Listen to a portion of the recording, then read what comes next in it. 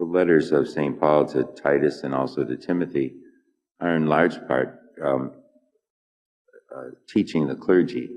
In this particular reading from Titus, he's reminding him that all the people, the old, the young, the married, the single, all men, women, they all need to be treated with respect, and they all need to be taught the gospel and to live it according to their station in life. The community that that Titus was leading was a very small community. And so the people all knew each other very well, and they could support each other in what he's teaching.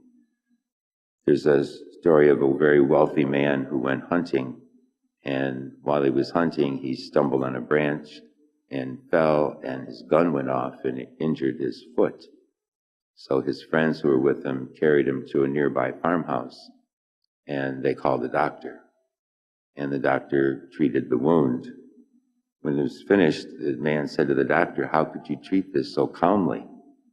And he said, "Don't you know who I am?" And the doctor said, "No, I don't know who you are, but I would treat this wound the same way, whether it's on a millionaire or a beggar."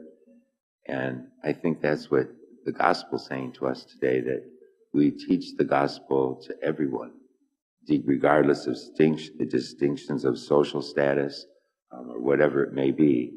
All people need to know and to learn the gospel.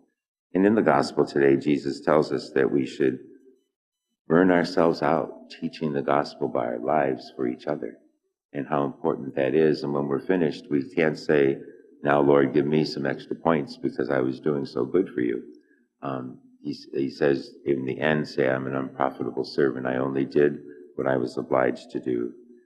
The Lord has given us life, and he loves us, and he's given us all a commission as Catholic Christians to preach the gospel by our lives, not often by getting in a pulpit like I am today, but preaching by our lives so that people see that we have that faith in God.